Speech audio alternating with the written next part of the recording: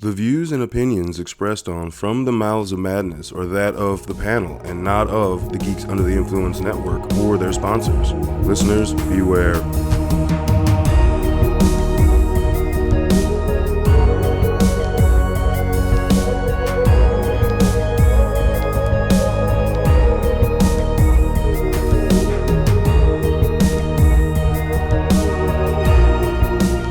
Coming straight for the Mouths of Madness. I'm Lowdown. With me, as always, is F.U. Hunter. What's up, you bell-ringing bitches? Bell-ringing bitches. Bell-ringing bitches. Because you know what? I've never heard the sound of a bell be more fucking terrifying than this fucking movie. Agreed. This that was one of the great scenes from this film. Like, it's the way they set it up, and previously in the film, to when it actually comes into. Well, it comes into play twice. Both times were fucking terrifying. I'm just saying, that style bell, has that ever freaked you out in anything else? No. But what I'm saying is the way they set it up. The father set it up about, hey, this guy's not actually dead. And it was to alert people like, hey, we might autopsy the wrong person. He might be alive. We might actually kill him. Which is bad that's a thing. So, dude, what do you think they did back in the fucking 1800s? And I think that started in England, so that's like probably 1600s. That's true. Like, you have a plague back then, and you think you go into a house and they're all passed the fuck out. And I'm not dead yet.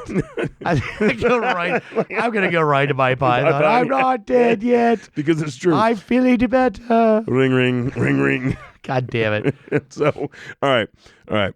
Before we dig into this fucking film, please like, comment, share, subscribe, rate, review, all the social stuff.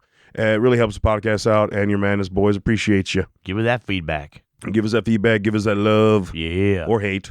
Because, we can take hate, too. We'll take it, yeah. It feels me. Yes. It feels me. Feed the hate. Let the hate flow through you. All right. So tonight on the chopping block, we're going to be talking about the 2016 film, The Autopsy of Jane Doe. Dun, dun, tsh. Yeah.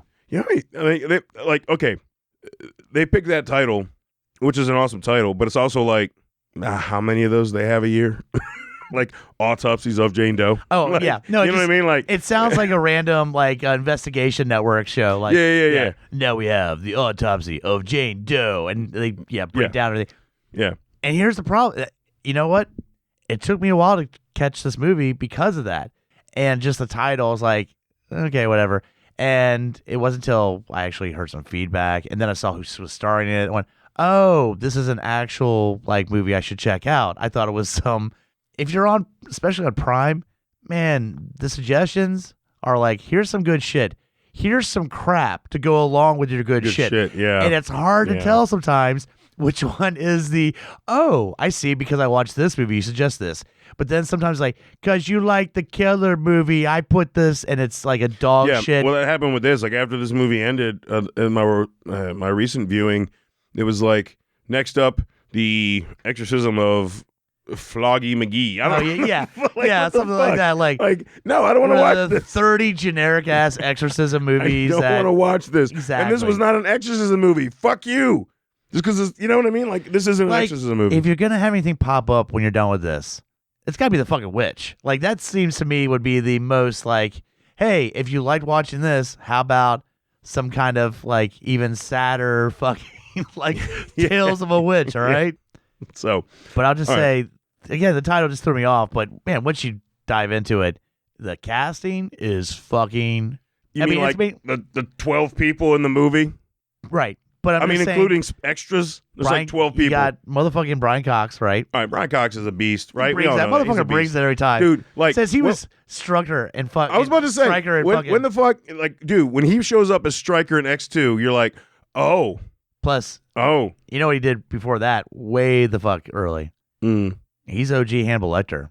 The Manhunter. Manhunter. Yep. Yeah, that's right. Fuck, he is. Yeah. That's how I got into the fucking business, man. That's crazy. He's still old, so he just got in the business old. He's like Morgan Freeman. Oh, dude, he was never young. If you watch Last Kiss Goodnight, right? Yeah. That motherfucking movie came out in *96. He's old. Brian Cox is old with that. All right, and that was '96. All right. Like I said, it's like Morgan Freeman. The first thing you can think, I think that he did that was big was driving Miss Daisy. And like, I got him a little younger and Lean on Me. Crazy Joe. No, Driving Miss Daisy. He was older in Driving Miss Daisy than he was. No, he was older, but that was my first. He was starting. He was mid-age Morgan Freeman. Yeah. No, but I mean, Driving Miss Daisy, he's still old. Yeah, like he's in his like 40s, which is like a year later. Fuck years old. Yeah. Was it only a year? Oh, it's only a couple. Yeah, I just rewatched Lean on Me, so that's surprising. Yeah, that was a good movie. Yeah, I'm just saying. Yeah, no, he was like kind of. I'll just play old. Back when he could get away with him, was eating a kid off a fucking roof. Remember the kid on the school roof? He's like, you might fucking jump. You might as well jump. You can do drugs. Might as well jump anyway. Yeah, fuck it. Killing yourself anyway. Fucking Batman. All right. We're getting off this. I'm sorry. But no, then you got our love for Lean on Me. Emile Hirsch, who has done some good stuff. I personally love Into the Wild. I think that's a great film. About the guy who just spoiled fucking rich, pampered white kid who just denounces everything and just travels across America trying to get to Alaska. Good shit. But he was also an alpha dog. Yeah. And Speed Racer. Oh, fuck you. Yeah. Hey, we got to bring that shit up, man. Oh. And really, there's no The only one I would say that I recognized was the sheriff, which the Lannisters send their regards is the best way I could put that. Michael McKelvington. I don't know. I didn't recognize him from Lannister. Well, in the fucking Red Wedding, he's the motherfucker that's already got his suit of armor on that she recognizes, and then he stabs. I didn't recognize him from that. No, yeah, that's him. Holy shit. Okay. So great cast. I mean, it's I'll give it this. It's a straightforward film. It's like with credits. It's like 87 minutes, 86 minutes. It's like, bam, here we go. We're going in. It's all about atmosphere, setting. Like honestly, it's just the main two characters, father, dad, Brian Cox and Emile. It's literally just them with the little sprinkling of the sheriff and stuff like that.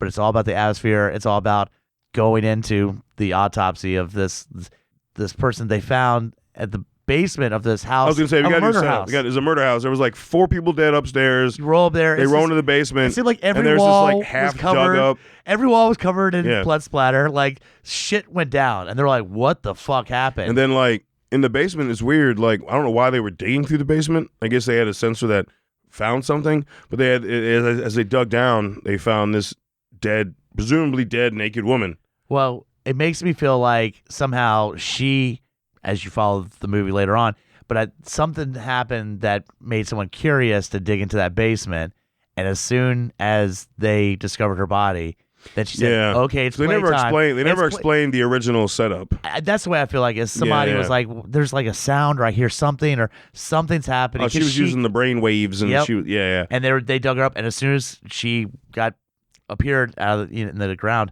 then wild shit happened, because they even bring up there was no point of entry. Actually, it looks like they were trying to get out of the house. Yeah. So I like she'd that. been there for a minute, apparently. Yeah. And looked brand new, except for her eyes.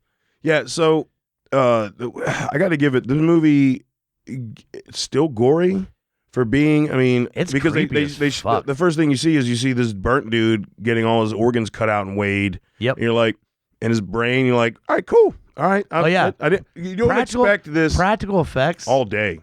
Practical makeup effects, fucking top notch. There's a couple things that were CGI, but they don't like. But I'm saying that burnt motherfucker, that was practical. Yeah. It's more like the blood out of Jane Doe's nose and the fly coming out. That was pretty much it. Oh, and the fire. The fire shit was all really CGI. Yeah, it looks really bad. I wish they had done that. That's one of those where you're like, okay, I know what you're going with there, but you went from almost all practical to like a whole shot of CGI. Really CGI. Dude, like it was a whole camera view of CGI. It wasn't just like a part. It was like, no, the whole ceiling, her body. It was the equivalent of in The Crow when he throws the fucking thing down and it lights the crow thing like that. Except that was awesome. Yeah, but that also looked computerized as shit. Well, it was. So did this. Wait. I know. Yeah, it was. Except that movie came out in fucking 94. This movie came out in 2016. And it was to be badass, where this really wasn't. Yeah. I mean, let's be real. I mean, when that shit happened, when you first saw it, you're like, fuck yeah. I mean, the CGI, effect fuck of yeah. her, the fire, like, disappearing on her was cool, but you were already so distracted with the shitty CGI that happened around the It's away from the scene. It's away from the scene. Yeah. This is in that rare set of movies where if I watch it with Charlotte, she actually has a degree in mortuary science. So she's done all that. They've actually, so she can call out movies where it's blatantly obvious, like, no, you don't fucking do it that way. No, and she said when we watched this movie together, it's pretty accurate. There's a few things here or there, but they stick with it, even to cutting out the fucking rib cage to get to there. Oh, by the way, there's tons of scenes for you in this movie. I know. Just that whole crunch and the zzz. But I'm just saying, like, she said there's a lot of it that's legit what she learned and with that. So that's pretty fucking cool. That is cool. I mean, but it made sense. They would have had to talk to an expert. They probably were allowed to sit in off to the side on one, probably filled out non-disclosure or whatever, because they had to mimic going through step by step all the stages of an autopsy. How else do you do that? Yeah. Unless you. And what's kind of crazy is these guys have seen, this is a family business. They're the only game in town. So you can see they didn't flinch at the guy that's burnt the fuck early on, right? Well, they did it. That's why they did that. They showed you these guys have clips of another autopsy just so you could see how they react to things. Yeah. So you knew when they react to Jane Doe, you're like, oh, this is a fucked up shit. And when they're going through, and then it's a fucked up shit. Seeing some weird stuff. They notice, it's weird. Her, wrists and ankles are broken. Are broken because there's no bruising, there's no indication, but they're broken. Then you get to where they open her mouth and her tongue's cut out with serration, so it means it was cut. Yeah, not just snipped. It was and that's and that's a movie like this. It's not like, oh my gosh, she's missing her tongue. It's like I've seen this happen before. I've done this shit for a while. Cut the fucking tongue out. Yeah, no, I'm saying, but it wasn't like we get a reference that this is in Virginia because he's like, I don't know if you noticed. He goes, I saw this one time sex trafficking in Norfolk. Yeah. I was like, okay. Yeah, they mentioned. They mentioned North BCU, a lot, and they mentioned BCU at the end of the movie. Yeah, that's kind of cool. And they talk about the North a lot, and so you're like, all right, they've got to be. Initially, before he mentions that, you're like, and they find the was it the tongue thing that set them off with the sex trafficking thing, or was it? Yeah, it was the tongue thing because after they'd already put on the chalkboard about the abdomen and about the wrists and the ankles.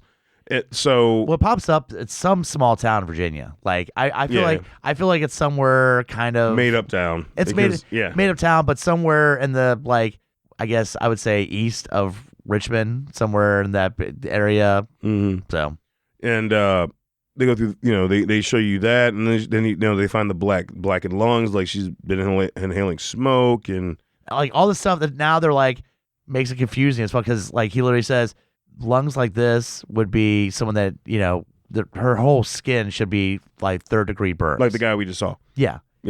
Doesn't make sense. And they keep going and more stuff they discover doesn't make sense. Oh, well, don't forget the radio has a play too. So a storm's starting this whole time. Oh yeah, that's a big thing. There's a storm starting this whole time. It gets worse and worse and worse. You keep hearing broadcasts, and if you notice, every time they are trying to figure out what is going on with this body, the radio ties in with what they're saying. Yep. He's like, man, but I just don't get it. And she's like, the radio comes across like, you really don't want to dig into this. Yep. You really don't want to leave. And like all these other things, the radio literally is responding to what they're saying. And it's fucking creepy as shit, dude. Oh, man. And then the song, The Sunshine, Let the Sunshine. Oh, fuck me, dude. It's this weird, what do you say, like a 1930s, don't let the sun, like, it's like, it's like a jingle. I thought that was a church song. I thought that was like a gospel song, but I'm just saying it's not gospel. It's old, but it's like I feel like it's like a Sunday school song. I feel like I remember singing that in Sunday school because God is the sun. Right. It's like let the sun. I could be completely wrong. Listeners, let me know if I'm off base with this. But I went to a private school till I was like almost 30. Till I moved to Virginia, and I swear to God, I remember singing that shit in pre-K. It was like the Madness Boys. You got to do a little research. No shit. But it obviously hymns and all that shit is old, so it's old, They use that song very effectively in multiple scenes, including when we get to it, the fucking end. You know what else Holy they use shit. fucking really effectively in this movie is goddamn smoke. Oh yeah, there's multiple scenes where there's smoke, and the shit is scary as fuck. Like when she turns on the goddamn. Oven, yeah, the human oven, crematorium area, the human oven, yeah. And it just fills the first floor. That run back to the room was creepy as fuck because you just see shadows and shit, and then you see the father get sliced up, fucking rad. But then when they hear the elevator, they run back out into that shit, and there's still smoke everywhere, and then you get the gun to the face dude. Now, I'm assuming you saw what I saw with what that dude was an homage to. No, you didn't help me out because he looked like Dr. Tongue for a second. Okay. Yes. All right. Yeah. That the hair, everything. Like they could have picked anybody to look like a shot, like a gun blast of the face victim. Yeah. No, he had wily fucking white hair. Oh It was from the fucking nose down. Oh yeah. Dude, it was Dr. Tongue. Yeah. The fact that you didn't give me any hints, I was like Dr. Tongue. You're like, all right, we're on the same page. Because like I shouldn't have to give you hints at this point, right? Right. Exactly. And but you saying, didn't fail. Hey, did that dead guy? What specific other character did that dead guy look you like? Should know. Exactly. You should know. I fucking did. You fucking did because it's Romero, baby, and it's Savini. Come on, man. Like that's where that was a total dude. There's no other reason for that. I don't want to call him a zombie because he wasn't a zombie. For that illusion, yeah, they were. At the end, we realized they're all illusions, and that's what's causing That's what's causing. Well, they're not illusions. They're what's the word? Manipulation, I guess. Yeah, because people are getting cut and bruised by her power, but it's not like it's what we see as a viewer. Yeah. You know what I mean? Like, I don't know what we'd call that. I'll say this. You get, after a few things, the son, he's like, okay, let's do this. And after a while, he starts picking up like, I don't like this. And he goes out to the hallway, and they have that fucking, the first time you see a body there? Yeah, and he sees somebody standing on the other side of the hallway, and he's like, you know what? I'm getting some hints. This is not fucking cool. And they'd already had a few weird discoveries doing the autopsy. And the dad's like, nope, he's like, how about, you know what? Maybe stop, come back in the morning. We finish what we started. And he's like, no, because the sheriff said, this is the dead body. We finish what we start. This body is the only one that we have no idea how, what happened to her death. So he's determined. But man, once they get to where they fucking all the fluorescents explode and lights are out and they turn that fucking flashlight on and then you see the 2 fridge doors are open. 2? It's like all of them. Right, but it's those 2. Yeah, but he flashes that light because you hear thuds. He flashes that light and they're both open, missing essential things, which would be the dead fucking bodies. Mm-hmm. At that moment, the dad goes, we're getting the fuck out of here. We're getting out of here. And it took that point for the dad to go, you know what? I got enough hints. Yeah, let's get the fuck out of here. Well, wait, there's something that happened early in that movie that actually you had a problem with the Firestarter remake. You didn't have a problem. I didn't hear you mention that when you walked through the door bitching about it like you did with Firestarter remake. What's that?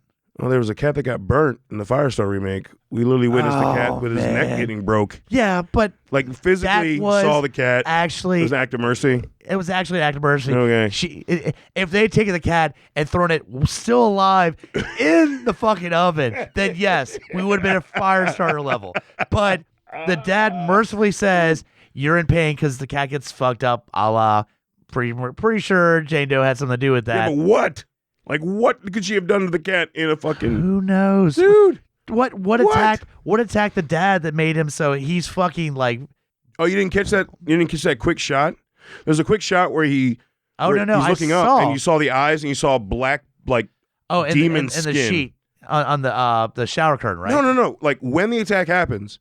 It shows when the dad hits the ground, he's looking up and he gets scared, and then immediately flashes to those same gray eyes that Jane Doe has. Yeah. And there's this black.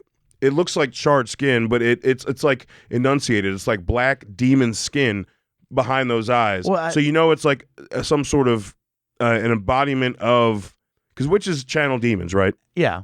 Like, well, the witch that we're talking about, not all witches, sorry, but the witch that we're talking about clearly made a pact and got dick by Satan. So that's what we're talking about.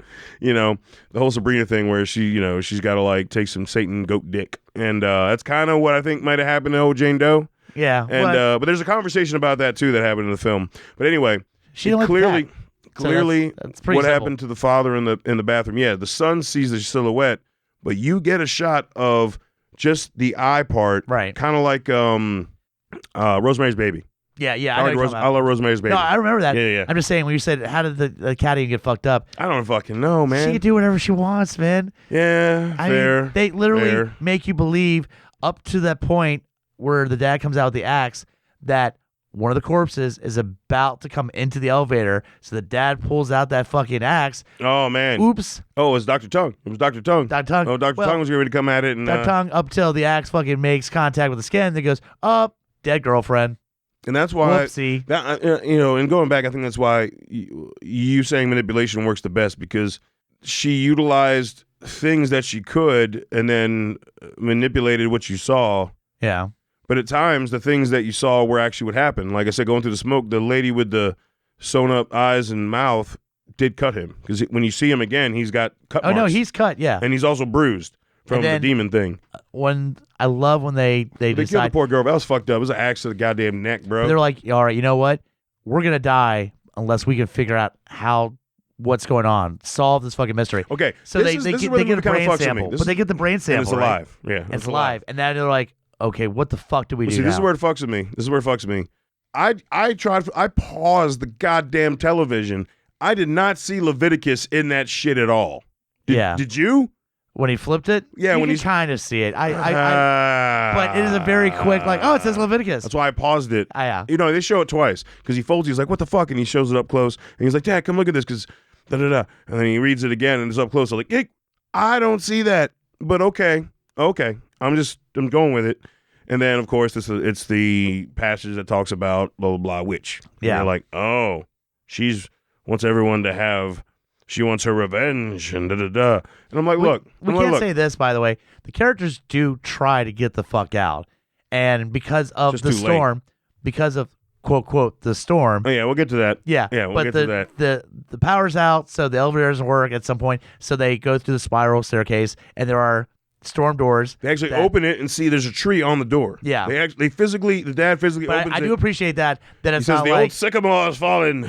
yeah. The old sycamore. But I just love the fact that, most times you're like, what? You know what? When y'all fucking leave? No, they try to leave. They did try to leave. I They're gotta give fucking them that. trapped. Yeah. And then they find out this is a witch and she's alive and da-da-da-da. Because there's also a slight claustrophobic feel to this movie because everything is, Slight. yeah. Slight. Yeah. No, that's fucking there. I mean, when they're Yeah, it's there. trapped in their office and then trapped in the fucking smaller bathroom that is a basement area on top of, like, you're like, God damn, they're so fucked. Yeah, dude. Like, I mean, and there were some really great shots to kind of emphasize every time they were in a specific place, one shit hit the fan, how fucking trapped they were. Yeah. Like we already mentioned they're in the room, they're in the office, and they hear the bell ringing, and like so they already described the bell ringing and what that means, and they know the guy who's it's on, his whole fucking face is blown off, and yet when he looks under the doorwell, he sees a rotted toe step out. Oh, and like, man. oh god. There's fuck a couple you. moments that Fuck are just you. like, and then Dude, later ringing bells. he chops the door, try to get out, Oh yeah. Yep. and he looks through, and I'm like, there's times you're like, You don't might have think to it's do the that. girlfriend. You might don't think it's the girlfriend because you know she's supposed to come back. I She's not know. dead at this point. But you're like, we don't need to do that, man. But she's not dead at this point. And at first you might think, oh, he told the girlfriend to come back. She's like, what the fuck? I came back, and where are you guys? Oh no. It's the old lady. I do love that he looks through first. Dead corpse shows up. He jumps back, right? Dad Then looks. Dad looks. He's like, oh, that's not good. Like, Dad doesn't react really at all besides, this is not good. No, Dad reacts when he sees the face, but then she rips the stitches out and starts to He make opens this. his mouth. Yeah. Oh, dude, what the fuck was But that? it's still funny that No. the dad is such a veteran. He's like, it's a dead body. He doesn't freak out like the son. He's like, oh, that was my stitching. Like, Yeah. there's a moment where he reacts like not freaked out like the son, but just like, yeah, we're fucked. Yeah. And so after they find out Jane Doe's a witch, like an actual bad, evil witch, they do pose the question. This is what I said earlier that we will get to is, did they create what they were actually trying to destroy through this? Because the dad says that because they found jasmine weed in the stomach. They found she was bound and all that stuff. And jasmine weed was a poison. And they found the cloth with the tooth in her stomach as well. Now, You think it they was like reference binding? the only way you can find. They were kind of off on this. Jasmine weed, New England. You can get that shit. You can get that shit out in the country. I mean, if you got enough overgrown acreage on your property out here, you could probably fucking find it. Like, trust me. and I also didn't agree with. He said it was used for poison, which okay, it probably was poison. But but I don't know. He said it was a paralyzing agent. I have taken Jemison weed a few times. Never paralyzed me. Fucked me up. Like hardest trip I've ever had. Yeah. I do not recommend it, kiddies. Like that shit's. I did it Public twice. service announcement by Lowdown. That shit's fucked up. Like anyway, never paralyzed me. I was fully functional. So anyway, a little off on that. But they mentioned, like I said, they mentioned Northeast, and they find there's a date on the other corner of the little cheesecloth thing. It's Leviticus, whatever chapter, and then there's a date, and he says, early 1600s, 17th century Salem witch trials, yada, yada, yada, yada. Yeah. So that's how they kind of lead into where she was at. But obviously everything's been debunked, and now modern day we realize these are some crazy, crusty-ass old white motherfuckers who were scared that women thought they had opinion in this free world, right? Essentially that's what happened. Well, that's what they say, too, in the movie. But he says, after that, he's like, maybe they created what they actually created what they thought they were destroying. Yeah. So she wasn't a witch, and then she's going through all this torture. She's like, fuck it. Hail Satan, bitch. Yeah. And then we got a witch. I'm in the opinion that once they start pulling stuff out, she's getting stronger. And all that stuff was binding her to this lifeless corpse. So that's true too. You take the tooth wrapped out, that's wrapped out. You take the fucking flower out. As you see, more and more shit happens.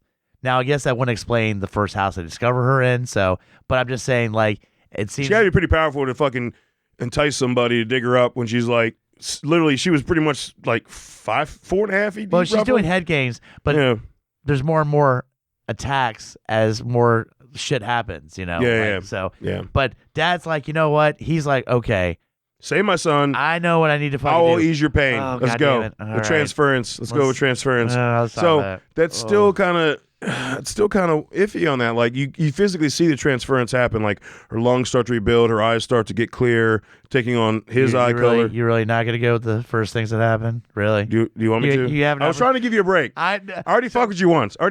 So all right, they break his wrists and then they break his the wrist wasn't so bad, but it was the ankles going completely 90 degrees. Yeah. You know what there wasn't in this film? You surprised me. You know what there wasn't in this film? What? No eyeballs. Yeah. This is all you, buddy. I know. This is all you. I know. It's a giant stroke fest for me. I was like, but that was the first thing that had to happen was break. Like, give me a break. And then it's Kit Kat bar. He turned into a Kit Kat bar. But she starts healing up as he gets more and more fucked up.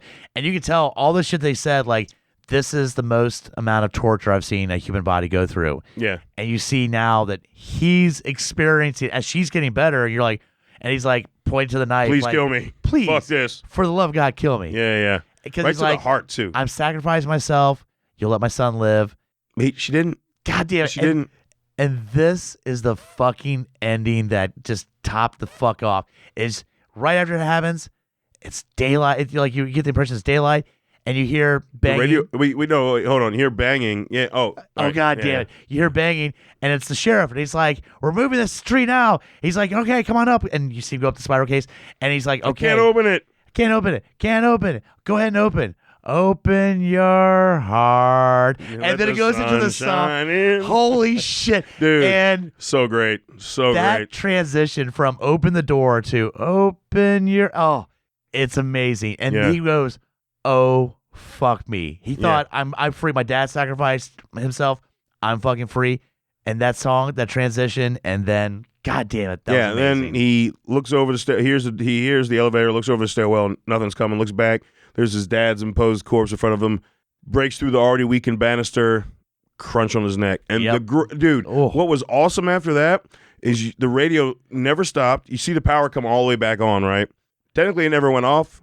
I don't know what her hoodoo was, but she you hear fucked with them. You hear the radio playing like, man, this is 4 days in a row of clear sunshine. You're like, what the fuck? What? No. Oh, and you can see that's not what happened. They're pulling the bodies out, the storm doors are open, and there's no tree anywhere near it. But also, 4 days of sunshine. Yeah. You see that before the radio, before they go into the morgue and the radio's playing. It's like, there is no storm damage outside.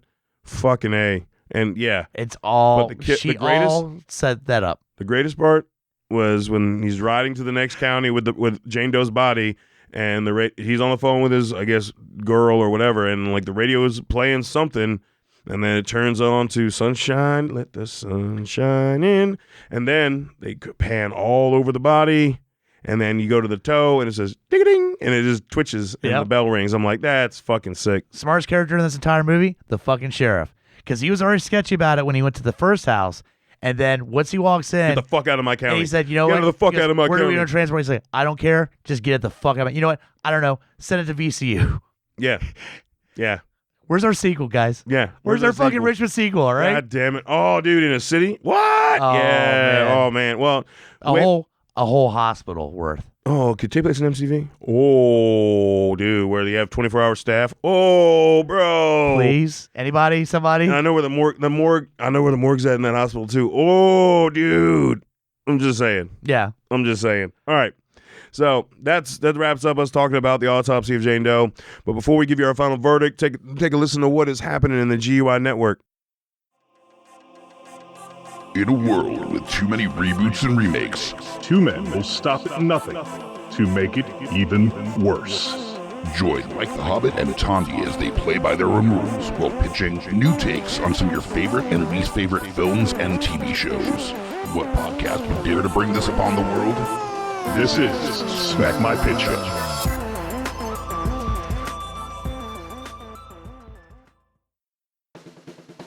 My name is Amy Bogard. And I'm Mike the Hobbit. And we are the hosts of Deeply Upsetting, where we use our expertise to answer your most upsetting hypothetical quandaries, such as, what non-winged animal deserves wings? And what body part deserves a secret mouth? Which cryptid is the worst roommate? These questions and more that plague you will be answered on Deeply Upsetting, available anywhere you get your podcasts and at GUIPodcast.com.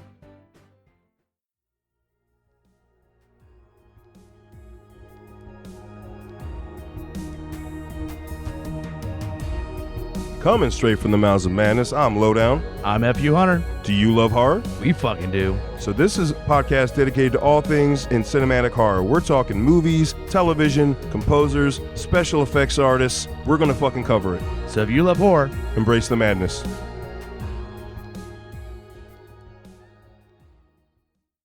In a world of blockbuster movies, there's another dimension. The dimension of schlock cinema. Join us at Beautiful Disasters on a journey into the fringe territory of B-movie abandon. We review the flicks that are forgotten or underappreciated to give them a proper place in the annals of celluloid history. I'm the Groots. FU Hunter. Your guides at Beautiful Disasters. Come along with us for a fun ride. May the schlock be with you.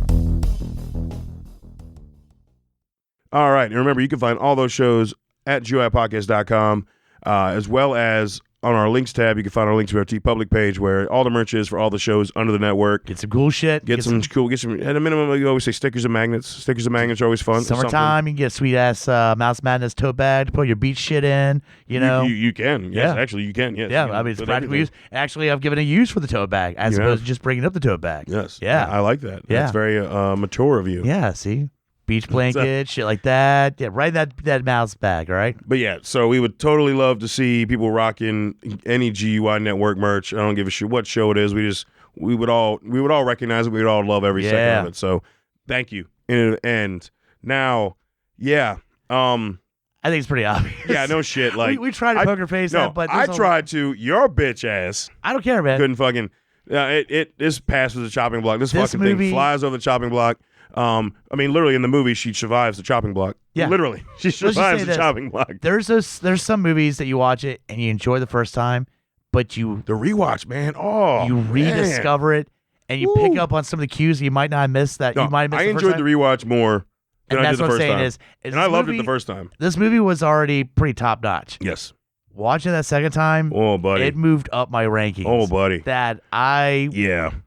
I'm going to watch it over and over again. Dude, I need to find a hard copy of this. And that's exactly what I was going to say is, that's how we kind of go. That's top tier, is I want to have physical copy of this. I want a physical copy of this. And I'm like, this. Why the fuck didn't I buy this first time I saw it? And now I'm like, I need to buy this now that I've seen it a second time. But like, has it been released? It has to be somewhere. It has to. Oh, man.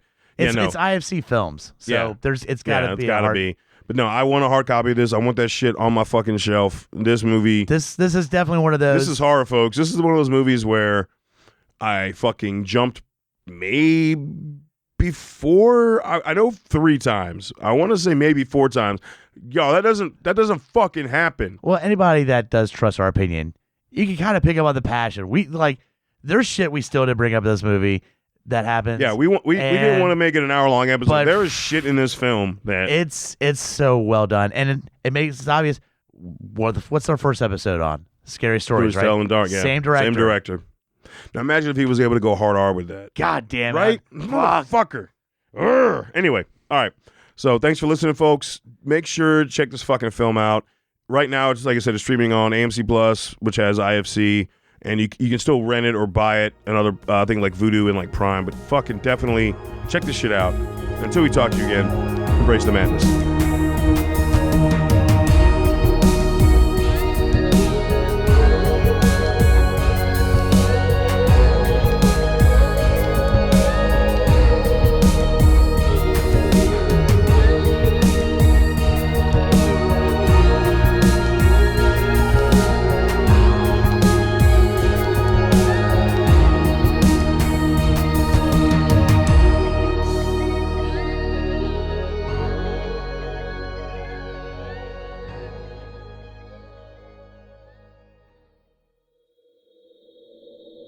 Join us at GUIPodcast.com.